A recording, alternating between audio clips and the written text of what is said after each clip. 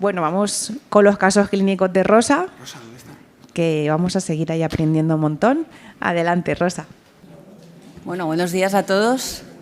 Recta final. Gracias por estar aquí y a los organizadores por invitarme, que siempre es un placer. Mucha presión, hablar después de Isabel y de Pedro, así que bueno, pero después me han dicho que nos dan de comer, o sea que... Bueno, me pidieron un poco, ¿de qué quieres que hable? De lo que quieras. Digo, vale. Pues a mí al final lo que siempre me piden es un poco casos más prácticos. Tengo un blog de dermatología cotidiana y bueno, estos son mis conflictos de interés, ninguno para esta charla. Y bueno, primero me presento, aunque ya me ha presentado... Ya me ha presentado Aurora, yo soy dermatóloga en el Hospital Son Llàtzer y bueno, siempre me presento como bloguera, ¿no? Editora de este blog que algunos de vosotros quizás conocéis. En Twitter me muevo más que en otros mundos con estos dos usuarios y ahí me podéis encontrar. Por no hablar un poco al tuntún, pues decidí pues hilar algunos casos clínicos y por eso lo he titulado Casos clínicos encadenados y nos vamos a meter en la comodidad del anillo, si os parece bien. Isabel me ha hecho un poco de spoiler con algunos, pero así afianzamos conocimientos y a ver qué os parece. Podéis participar, interrumpir cuando queráis, ¿vale? Son todos, ya digo, muy del día a día, no esperéis muchas rarezas, pero bueno, por otra parte es lo que también nos encontramos en la consulta de cada día, ¿no? Y os presento, sin más, todos son casos que están en el blog, de manera que si queréis luego ampliar la información, porque aquí daremos 4 pinceladas, no vamos a revisar enfermedades en profundidad, pues os invito a buscarlos en Dermapixel, ¿no? Este es Kevin, tiene 2 años y nos consultaban de urgencias de pediatría. De hecho, habían ya cursado el ingreso del niño porque se asustaron mucho con esta erupción de 3 días de evolución. Había tenido fiebre 4 días antes, le habían dado, siempre está un poco el tema de los medicamentos, ¿no? Cuando hay estas erupciones le habían dado ibuprofeno, no había recibido antibiótico y bueno, y el niño estaba así un poco inquieto, intranquilo, seguramente por el picor también, tenía rechazo a la ingesta y no tenía tampoco lesiones en la mucosa oral. Le habían hecho una analítica en urgencias que no había nada a destacar. Aquí veis estos bordes, ¿no? Estamos en la comunidad del anillo, tan bien delimitados. Y bueno, y aquí un poco la pregunta, o lo que primero que nos tenemos, esto ya lo sabéis, lo veis en el día a día, además estos patrones anulares son muy típicos de la edad pediátrica, de la urticaria en esta edad, ¿no?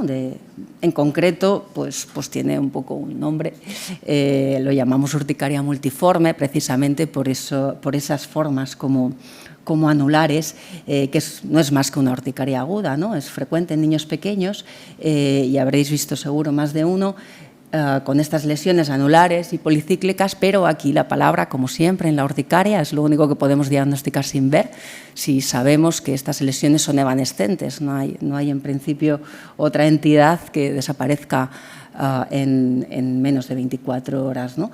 Sabéis que la urticaria aguda es muy frecuente en niños, entre el 2 y el 6%, más o menos. Todo lo de los porcentajes, pues os lo tomáis un poco, nos lo toméis al pie de la letra, pues que ya sabéis que los diferentes estudios nos arrojan diferentes cifras, pero más o menos nos sirve para hacer una idea.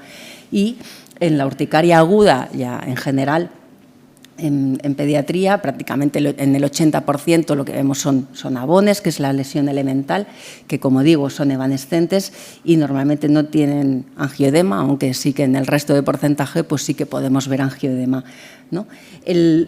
¿Cuánto va a durar esto? Pues una urticaria aguda tiene que durar menos de 6 semanas, pero bueno, el 5% afortunadamente duran, perdón, aquí está mal, el 5% duran más de 15 días, o sea que lo normal es que sea un cuadro autolimitado, ¿vale? Lo más importante, y sí que un poco hilando con lo de los falsos mitos y todo esto, pues si tenemos claro que es una urticaria, pues poned urticaria, no pongáis alergia, ¿vale? Porque esto a veces nos lo encontramos en los informes de derivación, que un poco hay gente que lo usa un poco de manera indistinta, como sinónimos. Desde luego hay urticarias que sí que es verdad que pueden ser alérgicas, la mayoría no lo son, pero usar indistintamente los dos términos induce mucho a la confusión, ¿vale? Sobre todo por parte de los progenitores que piensan que si esto es una alergia, ¿por qué no me hacen pruebas de alergia? Porque no vamos a hacer pruebas de alergia en la urticaria. Entonces ahí un poco empieza el lío, de manera que solo con la nomenclatura pues ya podemos ayudarnos entre todos a obviar estos equívocos que son tan frecuentes en la consulta y que generan un cierto, a veces, malestar, porque se creen los padres que no les hacemos pruebas porque no sé por qué, ¿vale? También otro un poco falso mito que tenemos con la urticaria es que cuando nos llegan los pacientes, pues a veces nos escriben, hay una retahíla de la historia clínica de lo que ha cenado, de lo que ha comido, de lo que tal, como si nos importara. Normalmente nos da un poco igual, ¿vale? Porque y eso también se traslada a veces a los padres y empiezan un poco a darle muchas vueltas al tema de la alimentación. La urticaria no es en su mayoría, a veces sí, pero en su mayoría no es por alimentos. Es verdad que en pediatría este porcentaje es un poquito mayor, pero menos del 10% de las urticarias van a tener su origen en una causa, digamos, alimentaria, de manera que la mayoría de urticarias no son por los alimentos y entonces vamos a intentar centrarnos en otras cosas, aunque desde luego siempre a los padres les vamos a preguntar un poco a qué lo atribuyen, ¿no? Porque eso también siempre nos da pistas. De manera que la urticaria aguda en niños, pues lo más frecuente, ya lo sabéis, es que la causa, si es que hay alguna, que sea una urticaria parainfecciosa, que esté en el contexto de una infección que puede ser banal, una infección respiratoria, una otitis, una infección urinaria, etcétera, y esa es la causa también en adultos más frecuente de urticaria aguda. También un poco está sobreestimado el tema de los fármacos, aunque sí que pueden mediar reacciones tipo urticaria, pero eso tampoco es lo más habitual, y cuando hay fármacos de por medio en niños suele ser porque están en el medio de una infección y han recibido algún que otro medicamento, antibióticos, etcétera, ibuprofeno, ya lo sabéis, y entonces eso a veces hace que de manera errónea pensemos en el fármaco antes que en la propia infección, ¿no? Y repito, alimentos estaría un poco en el escalón de abajo del todo, de manera que, bueno, podemos pensar en alimentos, cuando son alimentos es algo mediado por IgE, de manera que es inmediato la aparición del problema con la ingesta de ese alimento. O sea, no me voy a comer un kiwi para cenar, voy a estar perfecta y al cabo de 2 días voy a tener la erupción y le voy a dar la culpa al kiwi que me comí 2 días antes, ¿de acuerdo? Eso ya lo sabéis. Y bueno, y a veces también con el tratamiento, ¿no? Siempre que pueda ser por edad, ¿no? Ya sabéis que luego las fichas técnicas a veces nos limitan en niños muy, muy, muy pequeños, pero bueno, las tratamos con antihistamínicos de segunda generación, siempre que sea posible, evitando los antihistamínicos sedantes, que a veces nos ayudan a que el niño duerma, pero normalmente no es el objetivo, ¿eh? Intentar evitar los corticoides. Bueno, los que hacéis guardias sabéis que esto a veces es una presión demasiado grande y a veces no lo podemos evitar, quizás en niños más, pero a los dermatólogos en general no nos suele gustar tratar las urticarias agudas con corticoides porque no suele ser necesario, aunque sea más rápido, porque luego a veces rebotan y eso también es un problema. Y el tratamiento, pues no olvidemos que si detectamos esos factores desencadenantes, las infecciones pertinentes, etcétera, pues intentar tratarlas o evitarlas, ¿no? Seguimos con los anillos, y aunque aquí hay que echarle un poquito más de imaginación, y esta es Martina, que tiene 8 años y que también hace 10 días tuvo una infección de vías respiratorias altas por las que había recibido, como no, ibuprofeno, mucolítico, no había recibido antibiótico, ya estaba mejor de su infección, de hecho ya casi era algo muy residual, pero le aparecieron unas lesiones cutáneas que ahora veréis en el labio, pero no dentro de la boca, no en la mucosa oral, en el tronco y en las extremidades. Llamaban un poquito más la atención estas lesiones en las palmas, también en las plantas, pero eran menos evidentes, que la verdad es que no le picaban apenas, pero sí que eran persistentes. Es decir, aquí solo, aunque podamos tener dudas de si son o no son abones, el hecho de que sean lesiones que no desaparecen en 24 horas, pues ya un poco nos permite, sin más, obviar el diagnóstico de urticaria. Y además, algunas de estas lesiones tenían como una vesiculación central, como si quisieran hacer una ampolla, que también era bastante evidente, ¿no? Y la niña estaba bien, por otra parte, no tenía afectación del estado general. Estas son la lesión en los labios. ¿Veis en el labio? Espérate, voy a cogerlo por aquí. A ver si veo el puntero. ¿Veis? Aquí hay otra, como unas cosas que se ven ahí. Y si nos vamos un poquito más cerca, ¿vale? Vemos estas lesiones que, ya digo, con imaginación, pues tenéis que pensar en dianas, Aquí es más fácil, pero es que no tenía ninguna foto de pediatría. No siempre vamos a tener las imágenes del libro del Fitzpatrick, a veces sí. Esta era una paciente de 30 años con un eritema multiforme, y con lo que nosotros pensamos que tendrá un eritema multiforme, cuando la realidad es que la mayoría de eritemas multiformes no hacen lesiones tan características en diana, pero sí que a veces nos las tenemos un poquito que imaginar, ¿no? Esta foto sí que es muy chula, pero no es lo más habitual. El eritema multiforme, sabéis que es un síndrome de hipersensibilidad, normalmente autolimitado, aunque hay formas crónicas más raras, y el 20%, o sea, no es desdeñable, se presenta en la edad pediátrica.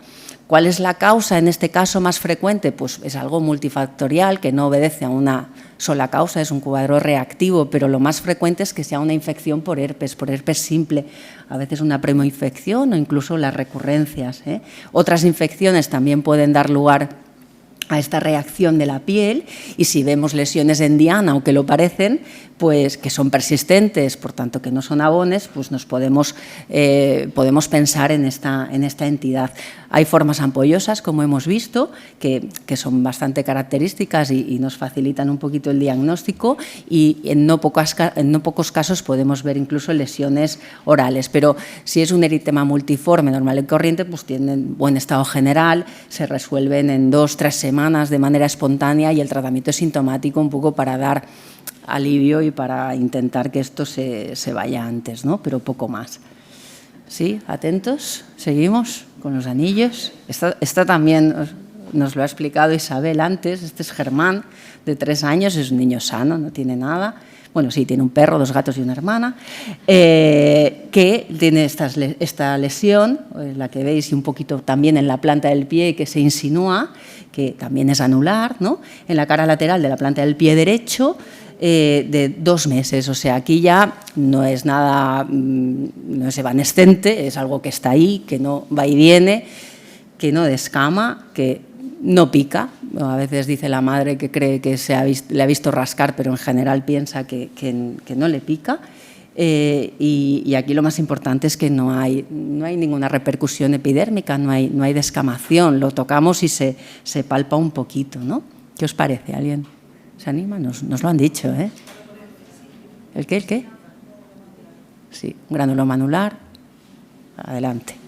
Y este es un granuloma anular con un detalle de una foto de un paciente adulto, en el que se ve también muy bien. A veces son formas más inflamatorias, más eritematosas, a veces sí que pueden picar, Es también otro cuadro reactivo cutáneo que es benigno, que tiene tendencia a resolución espontánea, sobre todo en niños. A veces sí que hay formas más crónicas, sobre todo en adultos y más generalizadas. No vamos a entrar tampoco en todos los tipos que hay, pero un poco la foto que habéis visto del niño de antes es un poco lo más característico, ¿no? Sí que a veces hay quien piensa que sí que puede estar inducido por ciertos factores desencadenantes de un montón de tipos, desde traumatismos, infecciones, hay hasta descritos en relación a vacunas de cualquier tipo.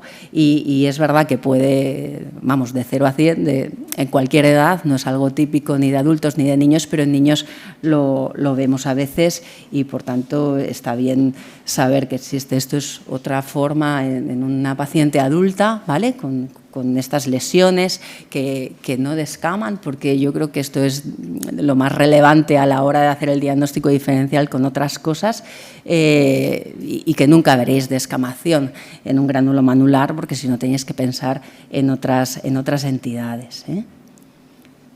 Seguimos, ¿no? ¿Con anillos? Venga, esta también nos la han contado, ¿eh? Esto ya nos va sonando, porque aquí sí que podéis intuir que estas lesiones, que también son anulares de crecimiento centrífugo en Lucía, que tiene 11 años, también tiene un perro, 2 gatos y un hermano, de 14 en este caso, porque todos tienen perro, gatos y hermanos, y entonces pues ese antecedente epidemiológico a veces no nos sirve, ¿no? Tiene estas lesiones faciales de 2 semanas de evolución, que le pican, no de manera desesperada, pero sí que le pican y va creciendo. Si Lucía nos gira la cara, vemos aquí todavía, aquí casi me podéis decir que son dianas, porque sí que hace un poquito de aclaramiento, luego vuelve a crecer, hace ese doble borde, y sobre todo lo que nos da más la pista es esa periferia de la lesión que sí que vemos que descama, ¿no? Ya os digo que el cultivo salió positivo a Trichophyton tonsurans. ¿Y a quién le damos la culpa? ¿Al gato?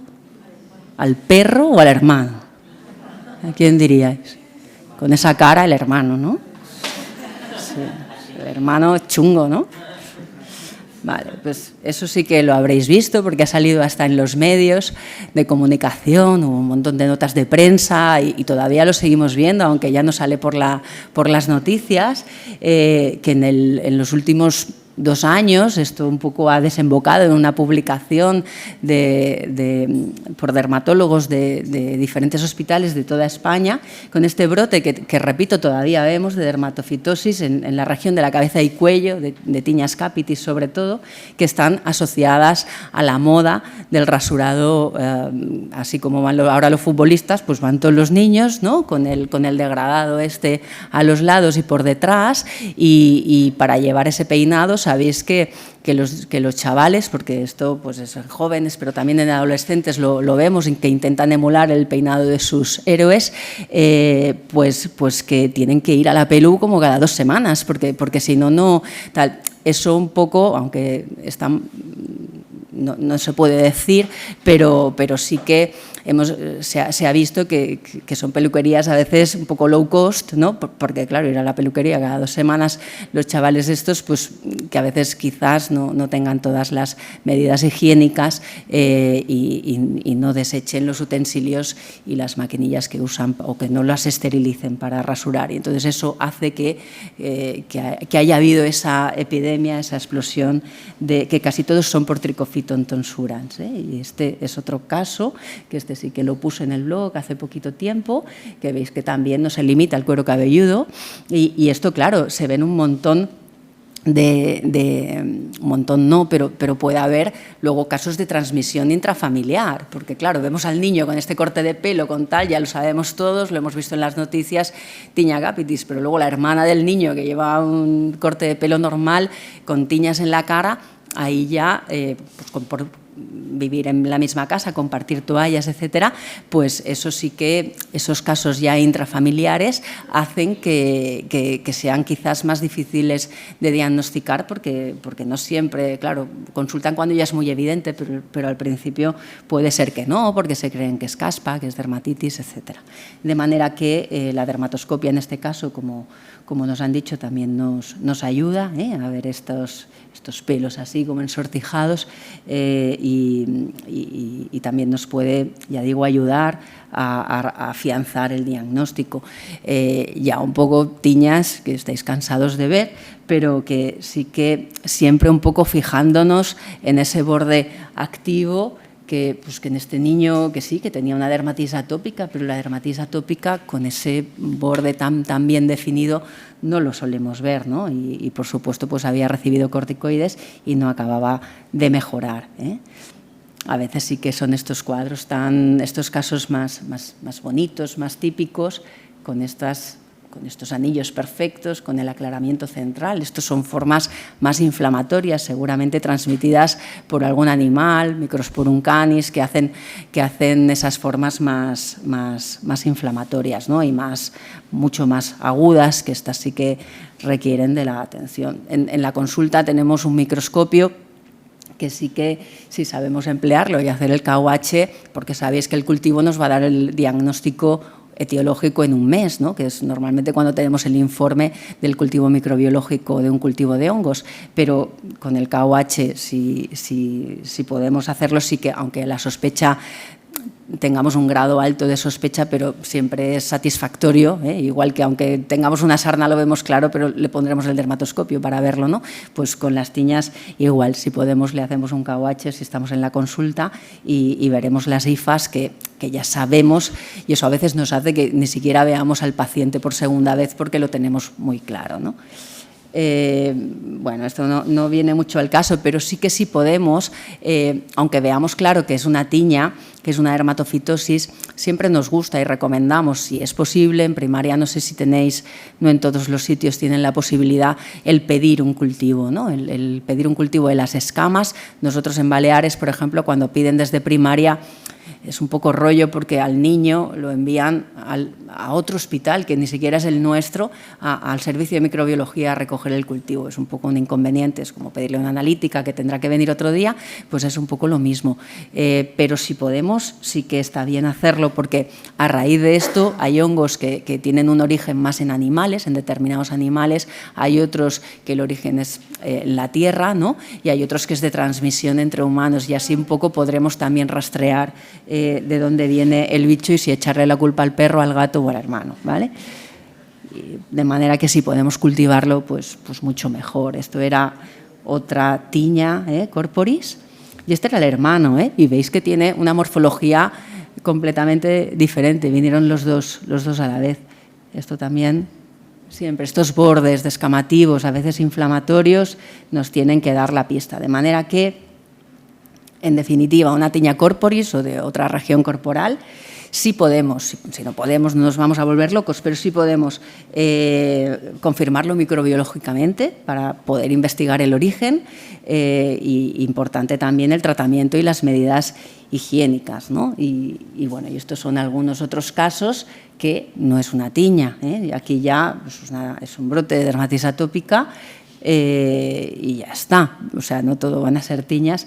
Y esto, como nos ha dicho Isabel también, pues a veces los impétigos hacen estas formas un poco circinadas y caprichosas que también nos pueden un poco inducir al error. Aquí a veces el tiempo de evolución nos puede ayudar. Este os lo he puesto porque era un adolescente, aunque veáis que está bastante desarrollado y os llamará la atención la ginecomastia. Este era un chico que nos lo trajeron de urgencias hace ya unos años, que fue urgencias porque era un inglés que estaba de vacaciones y estando aquí de vacaciones, bueno, aquí en Mallorca, perdón, de vacaciones, pues empezó con esta erupción y por algún motivo fue a un centro de urgencias y le dijeron que tenía un herpes zóster, le dieron tratamiento, que ya veis que herpes zóster va a ser que no, porque es muy bilateral, ¿no? Pero a alguien se le ocurrió que esto podía ser un herpes zóster, le dieron tratamiento, esto empeoraba y al final acabó en la consulta. Pero aunque realmente sea anular, este borde que sí, que es un poco hiperqueratósico escamativo, pero esto sí que es la típica costra melicérica que nos tiene que hacer pensar en un impétigo y esto las tiñas normalmente no suelen hacerlo. Otro impétigo, también podríamos confundirlo con una tiña de la cara, pero todo esto son impétigos ya un poco más en adolescentes. Y también, como nos ha dicho Isabel, pues a veces la psoriasis también hace esas lesiones más bien redondas que sí, que son descamativas y la descamación se puede ver más en la periferia y esto no es una tiña, esto es una psoriasis en edad infantil. Y esto también lo sabréis porque es María del Mar, tiene 10 años, como María del Mar veréis unas cuantas en la consulta y tiene estas lesiones un poco sutiles de predominio del tronco que ya hace 2 semanas que las tiene, ¿no? Sí, lo he oído, que lo habéis dicho, sois muy buenos. le pica, pero no desesperadamente, que tiene buen estado general, la niña está fantástica, no ha tenido pródromos de nada, esta vez no hay infecciones previas ni nada, aunque podría haberlas, ya lo veremos. Las mucosas perfectas y las palmas y las plantas están respetadas. Aquí por delante quizás es un poco más fácil, ¿no? Pero también vemos esas formas así un poco anulares, son rosadas, con descamación periférica, y nos dice, porque se acuerda, porque a veces no se acuerdan, que esto empezó por la espalda con esta lesión, que es un poquito más grande que el resto, ¿eh? Entonces ya sabéis todos que esto es una pityriasis rosada de Gibert, que tiene un origen, se cree que vírico, algún herpes virus, pero todavía no se sabe seguro, ¿eh? Y que es algo que tiene un cierto predominio estacional. Ahora en primavera, pues no se sabe por qué, pues quizás por ese origen posiblemente vírico haya más. Esto sí que es algo que es muy frecuente, que es muy prevalente, que la edad un poco es de gente joven y de niños también, entre 10 y 35 años, se le presupone esta etiología viral que no está del todo demostrada al 100%, porque a veces por PCR se han aislado unas cosas y a veces otras. Lo de síntomas prodrómicos lo pongo entre paréntesis porque a veces sí que nos explican algún cuadro así como de faringitis previa, pero no siempre. Y bueno, y si podemos buscamos la placa Heraldo, que casi siempre en el 50% de los casos va a estar en el tronco. Lo más importante es tranquilizar al personal porque es un cuadro que la gracia es hacer el diagnóstico y luego decir que no hay que hacer nada porque va a ser autorresolutivo en 2 semanas, dicen los periodos más largos hasta 5 meses, que no suele afortunadamente durar tanto. Todo lo que dure más allá de 3, 4, 5 meses está bien mandarlo porque a lo mejor nos estamos confundiendo con una psoriasis o con otras cosas que sí que necesiten su tratamiento, pero un poco para ser una rosada se tiene que ir solo, ¿no? El tratamiento es sintomático, sí que a veces hay gente que aboga por tratarlo con macrólidos o incluso con aciclovir, aunque yo esto no lo he hecho nunca, pero sí que lo veréis publicado a veces. Y bueno, esto es el típico patrón en árbol de Navidad, que todos decimos que es de la rosada y que ya digo que hay que echarle un poco de imaginación dermatológica, porque ya sabéis que los dermatólogos somos un poco espíritus libres a la hora de describir cosas, pero bueno, sí que tiene ese cierto predominio en el centro de la espalda y sobre todo con una progresión hacia abajo y a los lados. Esto es una placa Heraldo, que a lo mejor no nos los imaginamos a veces así, pero en este caso sí que lo era, más descamativa, ¿eh? Y en pacientes de piel negra, que cada vez vemos más, claro, también hay que acostumbrar un poco el ojo, porque ya sabéis que en pacientes de piel negra el eritema no existe normalmente, de manera que para nosotros el rojo es algo que un poco incluimos en nuestro esquema diagnóstico y si nos quitan el rojo parece como que nos faltan herramientas en nuestro esquema mental para poder llegar a nuestros algoritmos a veces inconscientes al diagnóstico, ¿no? Y por eso a veces nos cuesta especialmente en piel negra el hacer diagnósticos que en una piel blanca pues los haríamos sin despeinarnos mucho y en negros pues entre que a veces hay ese sesgo también racial de pensar que todo son enfermedades tropicales importadas, que luego pues no, pues los pacientes en Senegal también tienen dermatitis atópica, también tienen acné, también tienen las cosas, digamos, normales y luego tienen otras cosas un poquito más especiales, pero incorporar todo esto en nuestros esquemas mentales nos cuesta y además muchas dermatosis banales en piel negra tienen ciertas particularidades que vale la pena a veces conocer porque no se ven exactamente igual y no solo porque no tengan eritema, ¿no? Los pacientes de piel, esto es una rosada de Gibert y la biopsié, porque no lo tenía muy claro, o sea que no es sencillo y las rosadas en piel negra pues son mucho más inflamatorias, tienen más prurito que normalmente las rosadas pueden picar, pero no suelen picar mucho. Como os he dicho, no hay eritema por el fototipo del paciente.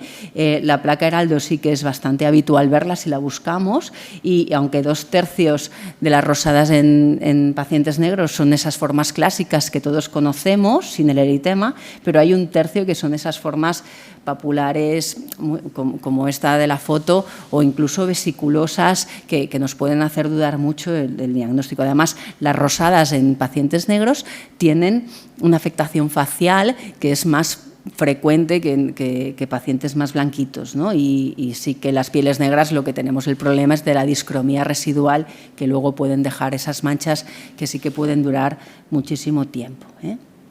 Y hablando de pitiriasis, también nos lo han explicado, esta es Leire, ya os he dicho un poco la pista y además que el diagnóstico es muy sencillo, con estas lesiones de 2 meses, podemos pasar rápido porque la pitiriasis versicolor pues ya nos la han explicado, pero al menos ver fotos siempre nos va bien. Y versicolor, pues ¿por qué? Pues ya lo sabéis, porque a veces las manchas son blancas, a veces las manchas son más anaranjadas y tienen tendencia a hipopigmentar, ¿no? Aunque estos son lesiones activas. Esto es una versicolor, pero no es una versicolor tan fácil quizás de diagnosticar porque tiene la descamación hay que buscarla con la uña o con algo porque no vamos a definir estas lesiones como descamativas, pero si rascamos sí que tiene esa descamación furfurácea tan característica y superficial de las rosadas, ¿no?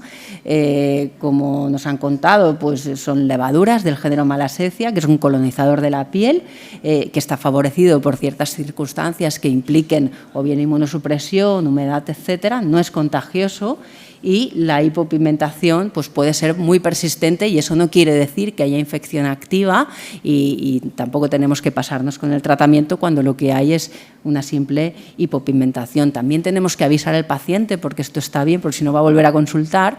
Bueno, van a volver a consultar igual, pero al menos ya le podríamos decir que se lo hemos dicho, que las recurrencias son habituales si concurren los mismos factores de humedad, sudoración, eso, el clima ya más de verano, etcétera. Y ya para terminar os presento un par de casitos que cambiamos un poco de tercio, ahora ya nos olvidamos de los anillos, que ya los hemos machacado mucho, y son casos así un poco tontorrones, también un poco del día a día, pero que de estos que quedas muy bien cuando haces el diagnóstico. Esto, pues alguno seguro que lo habréis visto. Esta es Serena, de 4 años. Es una paciente sanísima que tiene estas pequeñas lesiones nodulares un poco palpables en la planta de los 2 pies. Es bilateral, aunque solo os doy la foto de un pie, el otro era igual.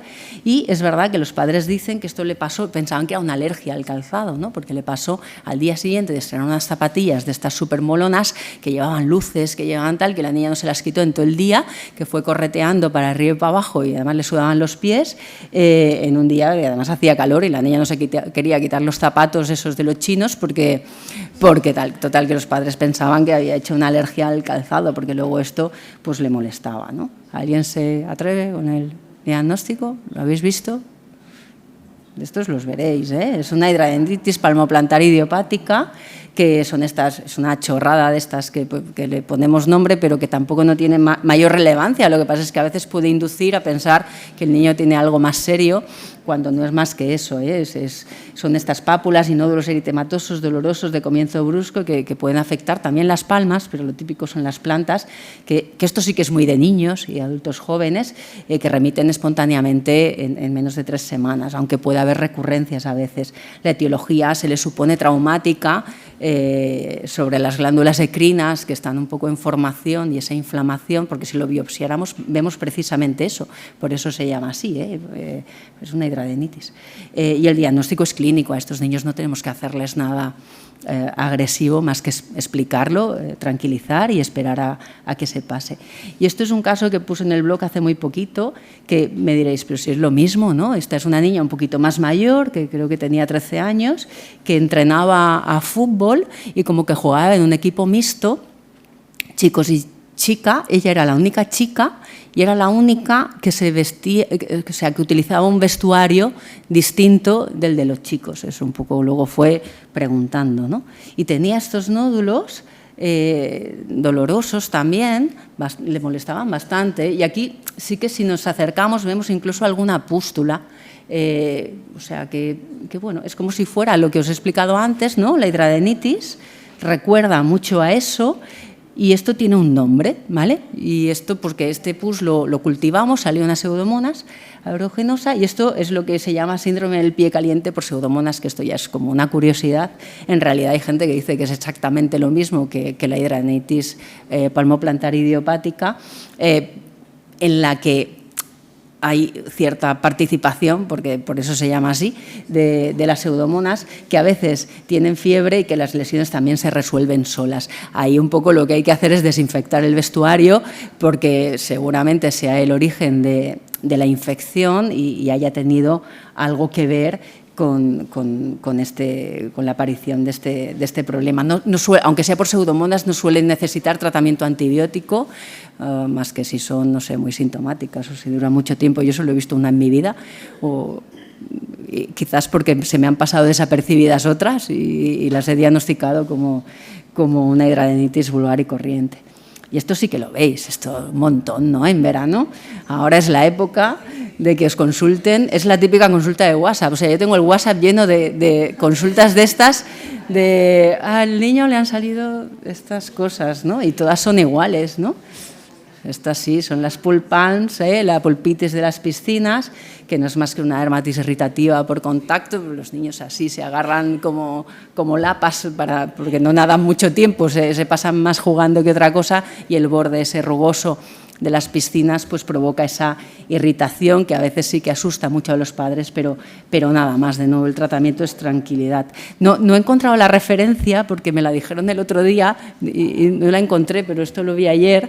También hay pool palms por tablets, y a lo mejor con la vida que llevamos veréis más pool palms por tablets que por piscinas, y tendremos que cambiarle el nombre, pero sí que lo he visto ya publicado en algún artículo. Entonces, cuando veáis pool palms, no restringáis la anamnesis, porque a lo mejor os decía, no ha ido a piscina y tal, y preguntad un poco también por los hábitos con las pantallas, porque a lo mejor yo lo empezaré a hacer desde que leí esto la semana pasada, porque la verdad es que no era una pregunta que hacía, y sí que es verdad que a veces hay niños que te dicen que no, y tú crees que son palmas de las piscinas, y los padres niegan la mayor, y entonces a lo mejor hay alguno pues que sí que puede tener otro origen, más de este tipo, un poco quizás menos saludable, de los niños que se pasan horas y horas con estos dispositivos, ¿no? Y este es un poco el resumen de por dónde hemos ido. Espero que todavía no ha acabado, pero bueno. Bueno, no sé si os han interesado o servido de algo los casos. Son casos, ya digo, muy del día a día, pero yo he venido aquí a hablar de mi libro. Y si me permitís 5 minutitos, pues nada, os cuento un poco la historia y nos vamos a comer, ¿vale? Esto fue los comienzos, en febrero del 2011. Abrí el blog un poco bueno, no sé por qué, yo creo que porque tenía que evaluar a los resis de familia. Aquí todavía no tenía residentes propios, o fue el primer año, y no sabía muy bien cómo evaluarlos, y dije, bueno, pues vamos a poner un caso por semana y lo resolvéis y tal, y entonces todo eso lo hice en una en un formato blog, y luego pensé, bueno, pues yo que si les tengo que evaluar me lo tendré que estudiar también, ¿no? Y entonces, pues eso, ya hago un caso semanal los sábados. Hoy es sábado, hoy hay caso, a las 8, es así como muy puntual, porque está programado. A las 8 de la noche, caso. El miércoles a las 8, la respuesta al caso, ¿vale? Entonces siempre tiene un poco ese formato, ¿no? Ahora el blog tiene este aspecto, lo he rediseñado. Un paciente me hizo el favor de hacerme el logo y hacerme un poco el restyling pero vamos, el blog no se monetiza, con eso sí que no gano un duro. Y este caso justamente es del servicio de Isabel, que les dije, lo publicaron hace poco en la revista Actas, y les pedí a los resis a ver si me lo dejaban entonces es el último caso pediátrico que tengo puesto, lo podéis mirar, es una pigmentación exógena, aquí no tengo la foto, pero por el 1000 pies africano que en Alicante hay, yo no lo sabía, que había en la península, y que por juguetear el niño en el patio se le quedan las manos así, que los padres se asustaron, ¿no? Como os digo, este es un poco el esquema. Siempre es igual, el sábado caso y el miércoles la respuesta. Luego sí que dejo puesto el link en la respuesta del caso y al revés, para que si llegáis ahí a través de Google y no seguís linealmente el caso, pues que podáis un poco rastrear una cosa o la otra. Te puedes suscribir, no hace falta, y eso sí, intento poner un caso pediátrico al mes. Lo hago. Normalmente el tercer sábado suele ser el caso de pediatría, Con esto, pues nada, son 12 años, más de 33 millones de visitas, o sea que la derma se ve que sí que interesa, no solo a médicos, sino también a pacientes, porque no creo que haya 33 millones de visitas de médicos.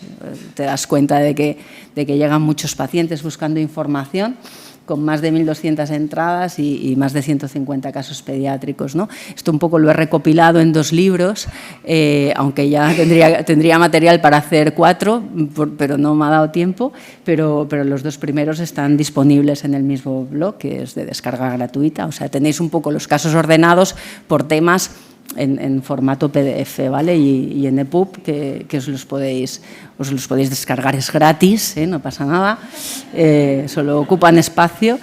Y nada, ya para terminar y por ponerme un poquito así ñoña, pues nada, solo daros las gracias a vosotros por la invitación, porque sé que si estoy aquí es gracias al blog y te pasan cosas muy chulas, sobre todo tienes mucho feedback de gente que no conoces de nada, que de repente pues ves que lo que pones pues le es útil, que te menciona y que te lo dicen, tanto estudiantes de medicina como ya médicos más talluditos. Hay gente que incluso me sigue sin tener ninguna relación con el mundo médico, solo un poco por ver qué será eso, ¿vale? Luego te empiezan a preguntar, ¿no? Bueno, si eres un poco accesible, pues los periodistas, esto es un caramelito demasiado jugoso y sale y ya te empiezan a preguntar cosas. Y mamá, he salido en el Hola. También salí en el Interview una vez, pero no me acuerdo. Sí, sin foto, Te mandan de la radio, te mandan a congresos así ya que tienes que hablar en inglés y que te da mucha vergüenza y te dan premios, que esto también mola. El premio así más guay, ningún premio lleva dinero, es una mierda esto. O sea, el premio que estaba más remunerado, o sea, que estaba mejor tal, era la inscripción a un máster, que digo, ahora yo me voy a apuntar a un máster de transformación digital, de no sé qué universidad, digo, yo no tengo tiempo y tal. Y cuando vi que valía 7.000 euros, digo, bueno, pues me apunto. Hice el máster, pero joder, digo, menudos regalos envenenados, ¿no?, de premios. Este fue un poco el que me hizo más ilusión, porque sí que lo concedió el Govern como premio a la divulgación. Esto fue ya en 2016 y ahí seguimos. La que no sigue es esta señora, que ya no la han votado y ahora se tiene que ir. Pero bueno, y cuando ganas el Ramón Llull te invita el rey a un cóctel. Y no fui porque tenía que bucear, pero me dijeron que estaba muy rico y que estuvo muy bien el cóctel este. Y luego también, bueno, y ahora me podéis ver por la tele, que está este mes grabado un anuncio. Yo soy del Barça, pero es con el Madrid y con Rafa Nadal. Mi novio es como si le hubiera puesto los cuernos. ¿Esto se graba? Mi novio dice que es como si le hubiera puesto los cuernos, pero bueno, mira, ahí estamos. Ahora, si veis el Roland Garros, en las pausas de tal, salgo yo. Y encima me invitan a Alicante, o sea que ya, ¿qué más puedo pedir? Y ahora nada, dar las gracias y creo que ya es hora de comer.